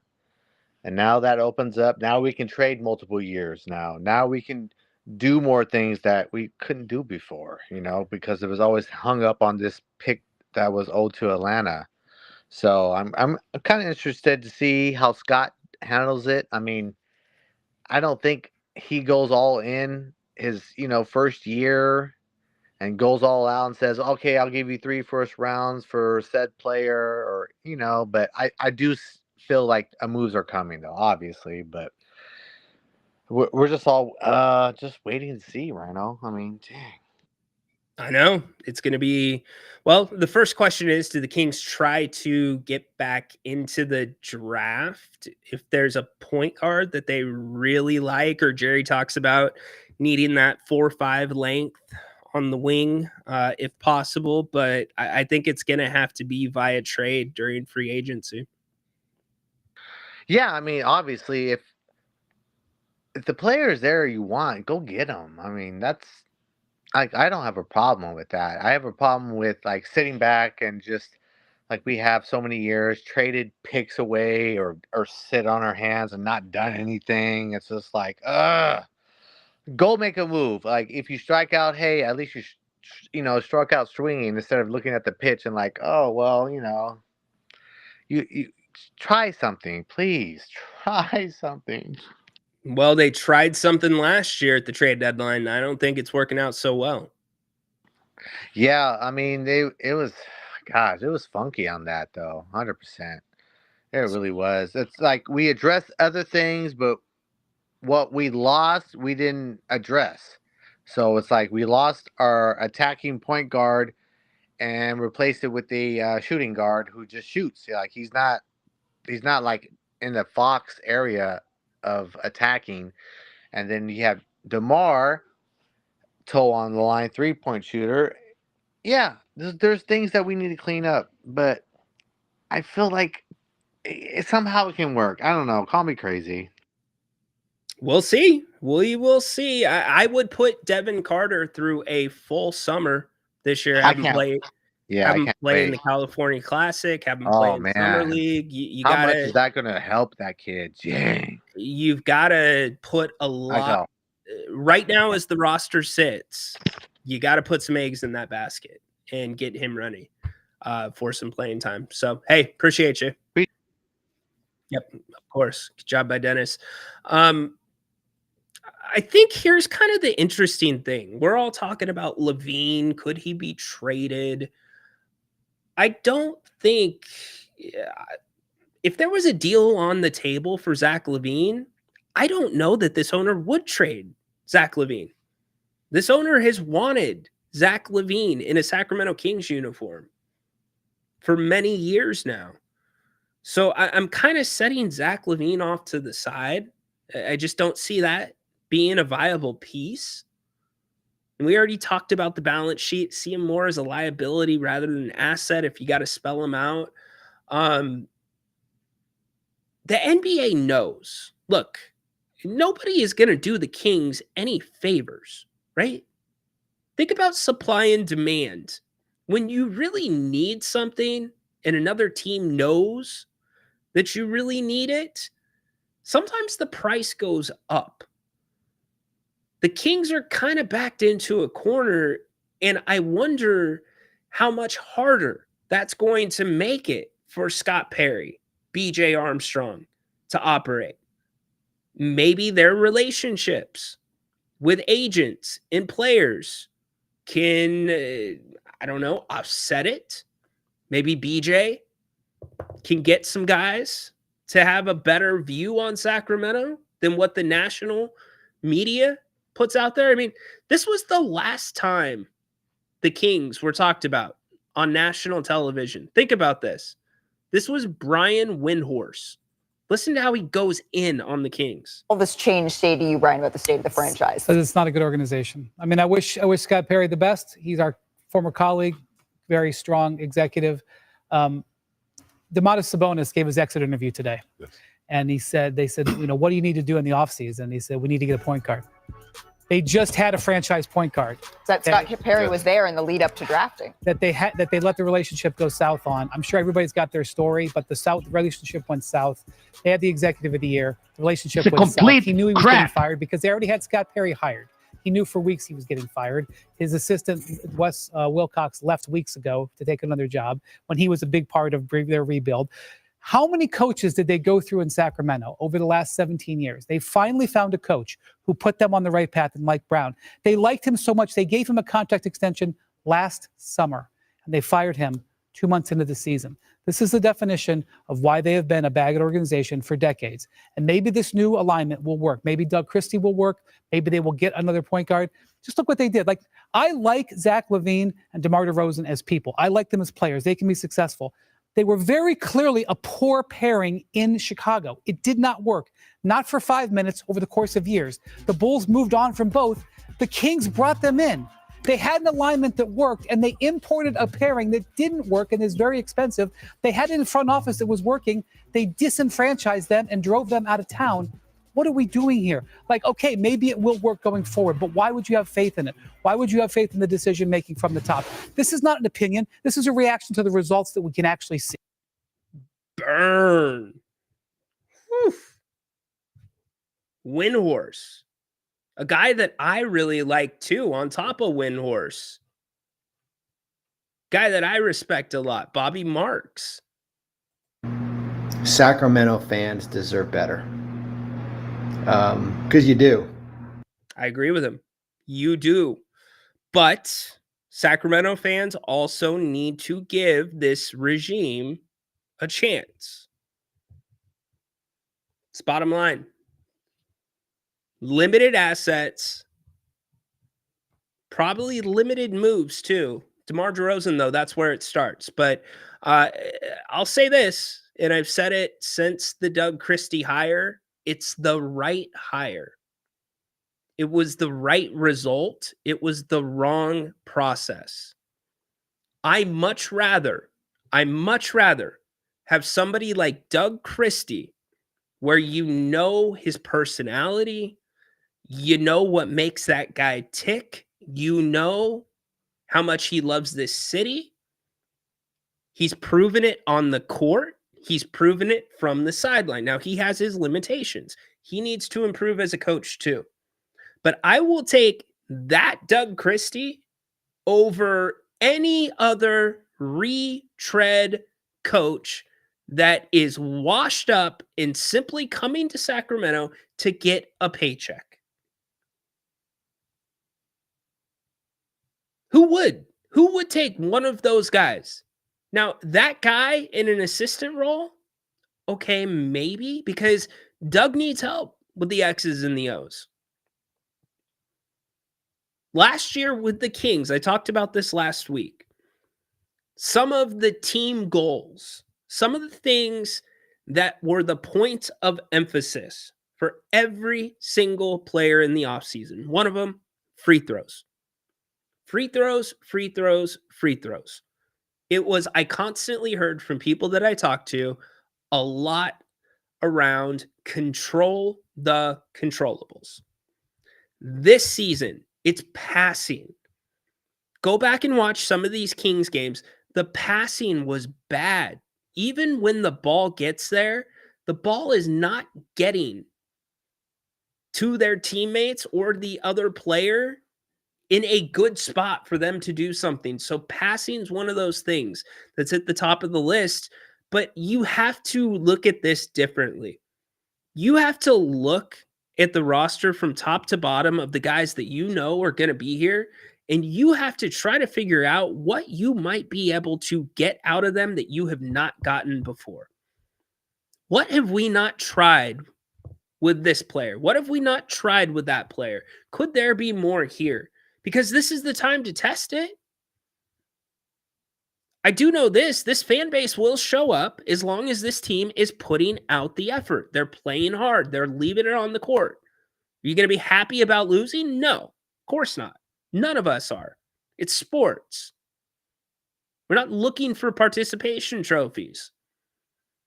But if the effort's there, and more importantly, even just some progression, right? At least you feel like you've taken a step up rather than a step down as the season goes along. And even if that means 32, 33, 34 wins, isn't it kind of about how they get those wins as well? You see Doug grow in that role as a head coach.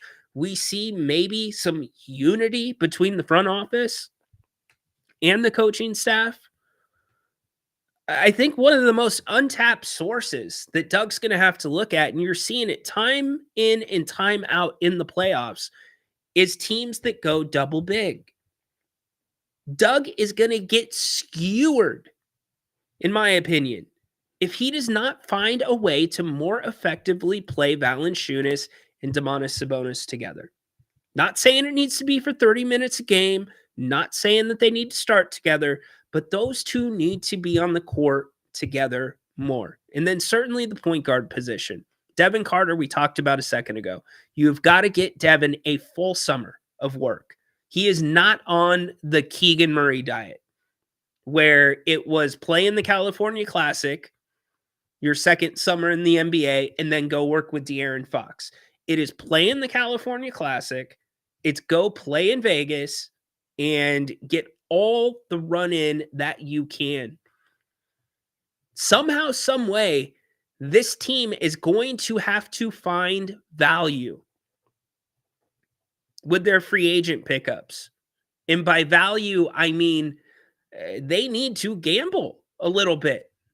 I don't think you're going to get that solid player that you know what you're getting. You're going to start to have to look at players where it's like, okay, maybe we're seeing the upside before everybody else is. And those players are out there. It just becomes a numbers game. Jake LaRavia isn't going to give you a ton of offense, but I do think what Jake LaRavia does defensively opens up a lot of doors for the Kings in how they play teams and switching. Trade to who? Nobody asking. Yeah, look, what's the sales pitch, right? The sales pitch is easy. If you're Scott Perry right now, I'm hitting up Houston every day. I'm hitting up Oklahoma City every day. Those teams, I'm hitting up Denver if I am Scott Perry. Man, you could have used that extra score off the bench. I'm telling you, put DeRozan in that lineup. Those are the calls that you got to make because teams are not. I don't think you're going to see teams stay together like we think about through the early 2000s. We think about through the 2010s where you had that Warriors team together, where you had that Heat team together. I think you're going to see a lot of one and dones. You're going to see flips. You're going to see teams that if they don't think that they're going to be able to get to the right level, they're going to make sure they're under the tax. And then they'll run it back the next year. So players will be available. You just got to be on top of it. And I'm sure Scott Perry is. Got BJ in there with him. But again, it goes back to the autonomy. Is he going to have the decision-making power? Sure as heck hope so. Good point, Rhino, the Lithuanian duo, has got to get more minutes. That was one of those questions, and if I missed it, tell me. But I would have loved somebody to ask Doug. Well, you know what? I didn't miss it. Doug didn't have an exit interview. Why did you not play that V more? Why did Valanciunas not play more minutes? Towards the end of the season, he was getting like 7, 8 minutes. There's a game where he had 10 points and 7 rebounds in like 8 minutes. I get matchups are important, but do you remember one of Doug's first things? It was the Memphis Grizzlies game here in Sacktown. It was right after Doug took over. And Doug changed the starting lineup. He said, I want to make them adjust to us. And that caused Memphis to take Zach Edey out of the starting lineup. The Kings ultimately won that game, but the Kings are got to have that aggressive mindset because as we sit right now, they are a bottom 4 team in the Western Conference. Closer to the bottom of that group than the top of that group. Cody, absolutely spot on. And who knows what he can do with a point guard. Denver has nobody but Jokic. Don't trade with Denver unless it's draft picks. Rooting for Zach LaVine to have a healthy and career season. Amen, Cody. I think we all are. The biggest point that if you take one thing away from this show today, take this, because it's been on my mind all week since I wasn't on the air after Jerry Reynolds Tuesday. It was watching how much the Warriors had to play out of position with Steph Curry out of the lineup. And that includes Jimmy Butler. You're asking Jimmy Butler to do way more than what you normally do with Steph Curry in the lineup. It was so drastically different from a basketball sense for them. And that's a week and a half sample size in the playoffs. I've sat here for 2 years now and said the Kings have been playing out of position. De'Aaron Fox, Malik Monk, not point guards. Keegan Murray, not a 4. Domantas Sabonis, not a 5. DeMar DeRozan, not a 3. You want to go back to the year before? We can do the same thing with that roster as well. It starts with a true point guard in this lineup. And I truly think if it's a decent true point guard, that's going to make a lot of difference for a guy like Zach LaVine. You are asking consistently guys on the Kings after the trade to do things that were outside of their comfort zones, not the strong suits of their games. Just like Golden State. Everybody's like, Podziemski's got to have 40. You got to get something from Podziemski. That ain't his thing. It's not what he does. He hits a shot here and there. He's a glue guy. That's what the point guard position was this year for the Kings.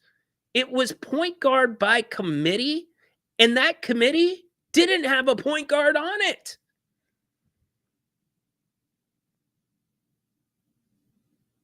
Maybe you can develop Devin Carter into that guy. I don't know. But what I do know is across the board, too, besides the passing, the handles need to get better. The handles need to get better for everybody. But just getting that point guard, just starting there, I do think it makes a big difference. But get guys closer to their natural positions. Let them do what they do best. Whether it was Monty McNair, whether it was Wes Wilcox, whether it was the analytics team that was telling the coaching staff, whether it was the coaching staff saying, we think this team operates better without a true point guard. We just do. They were wrong. Wrong. Look at every other team left in the NBA playoffs right now and tell me if they're starting 2 guys in the backcourt that are not point guards, but not really shooting guards. They're not. In this franchise, for the last 3 years, that has been the go-to with what they draft. So point guard is where it starts. You build out from there. You see what you can get for DeMar DeRozan, and you hope that this thing comes together. That's where the optimism is at. The optimism is you've got Doug Christie with a full training camp. You get a point guard into the mix. You maybe get guys back to their natural positions, and you have some actual chemistry.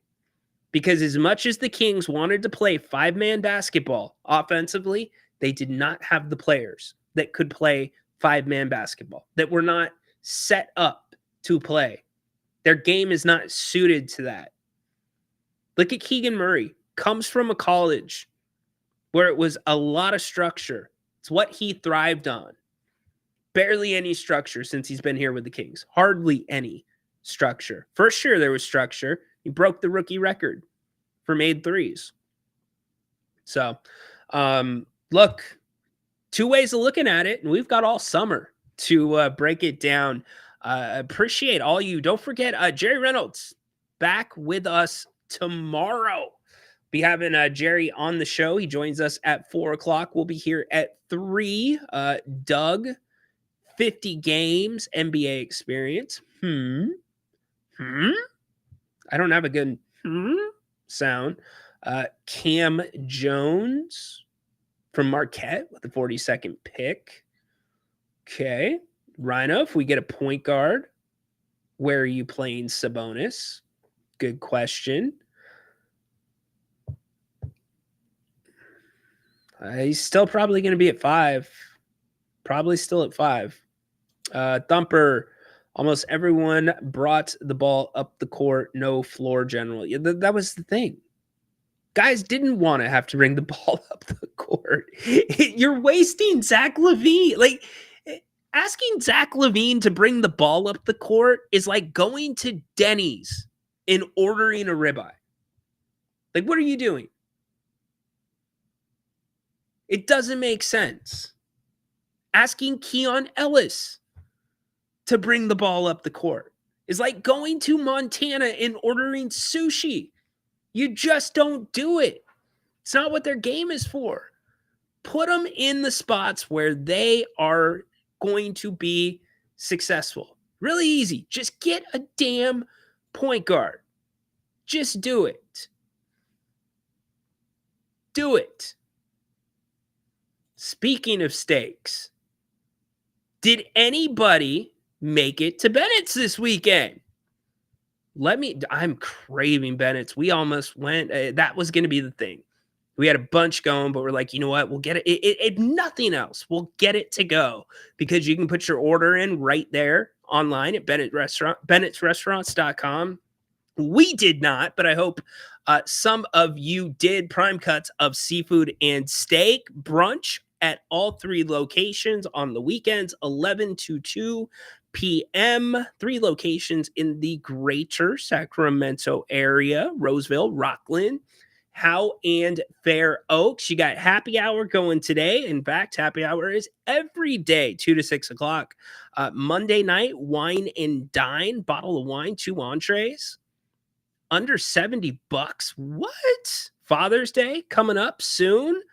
Any of you fathers have to make your own reservations on Father's Day? You shouldn't have to do that. Just slip the wife a little note. Like somehow just like let her know about Bennett's. Just say Bennett'sRestaurants.com, prime cuts, seafood, steak, incredible salads, soups. Don't fight me on the steak Cobb salad. It counts.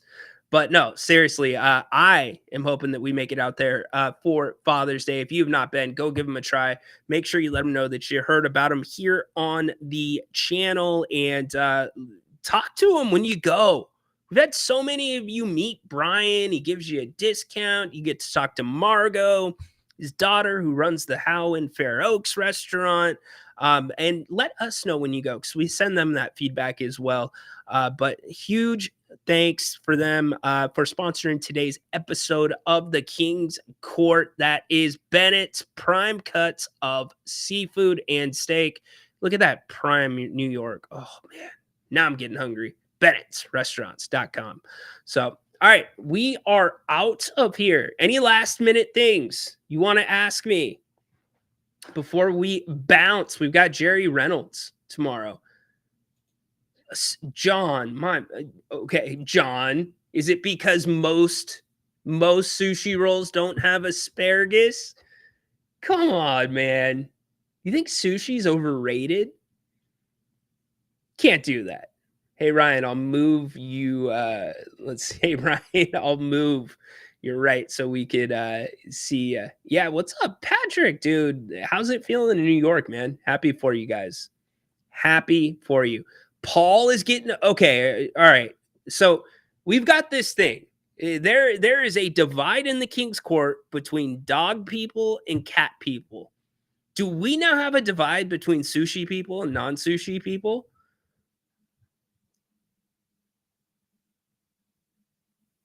No, see, that's where you go wrong. Unless you're someplace like San Diego, then you're okay doing all you can eat because there's good joints down there. You can't do all you can eat up here. I've told that story. Dennis needs to get, I know he's been there. Montana sushi is underrated. Where's the water? Where's the ocean? If you're going to Denny's and you're asking for a ribeye and not pancakes, you know what? You know what? We're gonna end on a grievance. I've got a grievance. The airing of grievances. I got a lot of problems with you people. Now you're gonna hear about it. So I have not been to a Denny's in person. I haven't been to a Denny's in general in probably a good 5 to 10 years. Now that I'm thinking about it, we've all made that Denny's run, okay? And by the way, we're brought to you by Bennett's Restaurants. Go check them out, bennettsrestaurants.com. But I am going to talk Denny's for a second. We've all made that 2:30, 3 in the morning run to Denny's, right? Like where you've had a few adult beverages, nothing else is open. You don't want to do Taco Bell that late, just a recipe for disaster. You're kind of like almost craving breakfast. You get it. We've made that run. And we all show up in a group of usually at least 4, sometimes 6, 8, 10, right? There aren't any, and I would challenge the maitre d' from this channel, the guy that's been the maitre d' in New York, to come debate me on this subject. But every time I end up at a Denny's, or I have at 3 in the morning, 4 in the morning, there's like 2 waitresses working, and they are working their asses off, working hard, and not only dealing with big sections, but dealing with people that are like half lit, maybe a little high, asking for everything under the sun. Where's our food? Being demanding. Why is it taking so long? And I see people leave them with like $2 tips, $3 tips. Dude, it takes a special person to work a job like that. That time in the morning, dealing with that crowd. If you're that crowd and you are dining at that time in the morning, have some more respect for your server. Give them a good tip. Do not just leave them the change and take the bills. Tip them correctly. They are probably some of the hardest working servers and probably get the least amount of tips compared to a lot of other servers that work at establishments. So if you have a kid that's getting ready to go to college, pass this along to them. Make sure they tip them The up. airing of grievances. I got a lot of problems with you people. Now you're going to hear about it. I knew a dude one time. Seriously, I knew this guy. And we were talking about college thing. We were talking about college. He went to UC Davis. Not going to say his name. He went to Davis, right? And he was talking about how they would choose, and they would go back and forth between those different those 24-hour establishments. And they would do at least once a semester this thing where they would eat, do all their stuff, and be like, oh my gosh, we don't have any money. We can't pay for it. What are we supposed to do? And they would put the server in that position to where they're like comping meals, making deals to come back tomorrow. Don't do that. When I heard that, I wanted to tell that dude to get out of my car. That pissed me off. Because if you worked in the service business, it is already not the easiest thing in the world. So, Sam chiming in. No, I don't get tips for fixing people's PG and E lines. Sam, you got a good job, man. You got a good job. You're working at PG and E. Good job, dude. You don't need tips. Just don't get electrocuted. Hood call Rhino wishing on a star. It's the same thing with the Waffle House in Georgia. Yeah, man, like tip them right. If anything, like people feel like, oh, I'm at a Bennett's. I'm at a high-end steakhouse. You know, I have to leave a nice tip. Man, if you're someplace at 3 or 4 in the morning and the restaurant's jam-packed, understand that not many people want to do that job. There's a reason they're doing that job. They need that job. That's when you need to be more generous with your tips, man. Don't be more generous the other way. I mean, be a good tipper. Like, I never leave anything less. I could have the worst service in the world, and you still get probably over 20%. And I'm not going to open up the can of worms because it's pretty much time to go. But to-go tipping, and yeah, I hear you. I hear you. Sometimes it's getting out of hand, like where you order a cup of coffee and they're shoving the iPad in your face and it's like, oh, do you want to leave a tip on this? And then you just don't know what to do. But like if you're doing a big to-go order, you got to tip. You got to tip. You can't just sign that credit card slip. You got to leave a tip. Tipping is important. Remember the beginning? I've never seen it. I have never seen that movie, but I know multiple friends that have posters from that movie. Do you tip your nurses at 4 a.m.? The hell out. Okay. Yes, you, bro, don't start with me. Okay, so you are now saying that you don't tip at all. It's part of their job to serve you. Well, you know their paycheck is like $3 or $4 an hour because of tips. Come on, man. Haunted horse. This is the route we're going to go. I don't get tips, so why should I tip somebody else? Oh my gosh. This was going to carry the day. We will come back to this. But again, if you're the 3 in the morning person, leave them a good tip. Please do it. Do it. Hey, been fun being back with you. We got Jerry with us tomorrow here on the King's Court. Can't wait for Jerry to join us at 4. If you got questions for Jer, make sure that you hit me up on the X. We'll start taking note of some of those. You can put your questions in the chat as well tomorrow. 3 o'clock. Jerry joins us at 4. We'll have a lot more to go over. I've got some NBA I want to talk about. We'll get you ready for the conference finals as well. And we will look at free agents that might be in the Kings budget. 20 million, give or less of what they can do. Great being back with everybody today. Make it a safe one. Make it a great one. Missed all y'all. We'll see you tomorrow with Jerry Reynolds for Jerry Reynolds Tuesday. Go Kings. Light the beam. Court is dismissed. Most Ryan thing ever. Yo, way to bring the proceeding to a grinding halt, dope. Oh, Rhino.